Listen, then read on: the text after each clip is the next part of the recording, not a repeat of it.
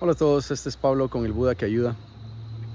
Estoy aquí en uno de los pequeños muelles a las márgenes del lago Atitlán, en la aldea de San Marcos la Laguna. Como verán, es un amanecer bellísimo. Una de las razones que este lugar es de mis favoritos en el mundo. Y el día de hoy quería compartir reflexiones que tuve el día de ayer sobre cómo nuestra fragmentación psicosomática nos hace creer en cosas que no son realmente ciertas y cómo esas creencias ni siquiera son opcionales, sino que son una consecuencia natural de tener una mente fragmentada y de estar identificados con nuestro ego. Y esta noción se me ocurrió porque me di cuenta que prácticamente todo lo que pensamos, cualquier actividad de pensamiento, es una consecuencia de un ego fragmentado y por lo tanto no debiésemos tomarnos nuestros pensamientos muy en serio ni nuestras ideas muy en serio, y voy a dar 3 ejemplos de cómo esta fragmentación de nuestra mente, que es una fragmentación funcional que se da como parte natural de nuestro desarrollo como humanos, nos lleva a conclusiones bastante impropias de cómo funcionan las cosas. Y la primera es, hablando de esta fragmentación como tal, cómo nuestro ego trata de encontrarle pies y cabeza a las cosas y de tratar de unirlas a través de cosas tipo causa y efecto.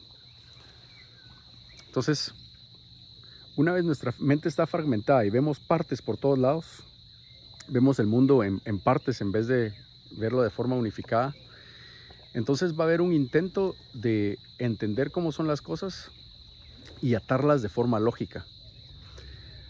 Y, uno de los grandes ejemplos de esto es ese intento de crear una teoría unificadora de las cosas, cuando en realidad ver el mundo en términos de cosas es el problema fundamental. Es como decir, si recuerdan ustedes el cuento de Humpty Dumpty, del huevito que se cae y se rompe.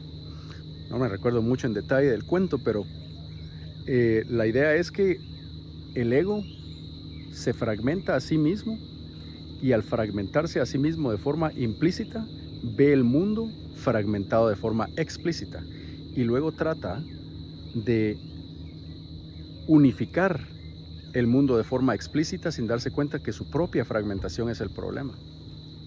Entonces es como romper a Humpty Dumpty, es como romper el huevito primero y después tratar de pegarlo pieza por pieza, lo cual es una tarea imposible. Entonces el ego está en una posición imposible en la cual trata de unificar al mundo o tener una teoría unificadora de las cosas, cuando teorías y cosas son producto de una fragmentación fundamental que existe, y por lo tanto simplemente no se puede, no se puede a ese nivel. Y una de las cosas que el ego experimenta cuando está fragmentado, les muestro estas lanchas que están transitando por detrás, y la razón de todas esas lanchas es que las faldas de estos volcanes y todas las aldeas alrededor están muy pobremente conectadas, así que mucho del tránsito entre aldeas en el lago se da vía bote. Cuando el ego está fragmentado, se siente solo, y esa soledad le causa dolor, ¿sí? Cuando se siente no conectado con el resto de las cosas, llamémosle así, o no unificado. Y cuando surge ese dolor, entonces surgen ideas como: cuáles son las condiciones para yo poder experimentar amor incondicional. Sí, entonces me siento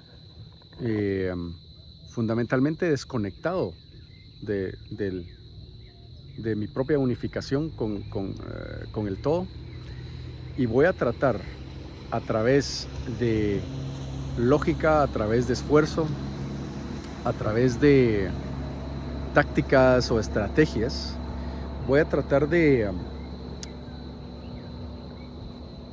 llenar requisitos para que yo como objeto obtenga el amor incondicional de otros objetos, ¿sí? Me voy a volver un objeto más amable, en otras palabras. Y lo que el ego no entiende, una vez más, debido a su propia fragmentación, es que el amor no es lo que el ego cree, no es un objeto obteniendo validación y emocionalidad de otros objetos, ni es el apego, porque el apego y la emocionalidad son elementos que se dan cuando la fragmentación ya existe, mientras que el amor verdadero es la ausencia de diferencia, es la ausencia de cualquier distancia, de cualquier noción de separación o diferencia entre el yo y el otro, entre el objeto y el sujeto. Y por supuesto el ego nunca puede entender eso, porque el ego es la creación de la separación sujeto-objeto. Y una vez esa separación de sujeto-objeto se da, el ego como sujeto trata de obtener amor de los objetos que creó. Y nunca lo puede hacer. Es una tarea imposible. Y trata de hacer todo tipo de esfuerzos al respecto, pero son esfuerzos que caen en un cesto roto, por ejemplo, por supuesto. Y hablando de esfuerzos, existe un tercer ejemplo que se me ocurre, y es esta idea que el ego cree que a través de sus propios esfuerzos en plena soledad, en pleno aislamiento, que son sus propios esfuerzos aislados los que van a crear ciertos resultados. Por ejemplo, el ego cree que a través de sus propios esfuerzos va a obtener una relación amorosa, o va a crear éxito en su propia vida, ¿sí? O que va a realizarse o iluminarse de forma espiritual a través de sus propios esfuerzos. Y lo que el ego falla en entender es que no existe una entidad separada que pueda hacer tal cosa. Y entonces se siente abrumado por tareas que parecen imposibles. Sí, decir, ¿cómo es que yo solito voy a lograr X, Y o Z? Mientras que ese yo solito es el problema de fondo. Y esta es una de las razones por las cuales, si están familiarizados con la psicología de Jung, el arquetipo del héroe no es el arquetipo más alto. El arquetipo más alto es el arquetipo del rey, que es un arquetipo unificador. El arquetipo del héroe es el arquetipo más alto de los arquetipos pueriles e inmaduros. Es lo que llamaríamos aquí en Guatemala el que se cree el traidito de la película, el que se cree el héroe que es a través de su propio físico impresionante o de su intelecto superior, el que va a lograr sobreponerse a situaciones por sí solo, y que tiene que demostrar que lo puede hacer por sí solo. Y esto es terrible, porque pues, las cosas simplemente no funcionan así. Los factores en la ecuación, tanto en el medio ambiente como genéticos, mentales, etcétera, son un número infinito de factores, versus los cuales nuestro esfuerzo propio o nuestro libre albedrío es un elemento bastante pequeñito en la ecuación. Ahora, todos estos ejemplos y estas reflexiones nos llevan a un problema fundamental, y es que no podemos confiar en ninguna de nuestras ideas mientras estemos identificados con el ego. Todas van a ser de muy dudosa procedencia porque proceden de una mente que se ve así, que está en un estado de fragmentación y por lo tanto va a llegar a conclusiones incorrectas inevitablemente. Es imposible saltarse esa barrera porque es como un prisma que distorsiona toda nuestra percepción. Entonces se preguntarán por qué me molestan hacer estos videos incluso, porque mucho de lo que se comunica aquí es comunicado a través de experiencias unificadoras de trabajo de más de una década de integración. Y por lo tanto, la pregunta es si van a ser escuchados de forma correcta. Y la respuesta es que si bien van a ser escuchados de forma incorrecta, creo que también hay grados y hay formas de explicar las cosas que nos van a invitar a hacer el trabajo de integración que es no lógico, no verbal, ¿sí?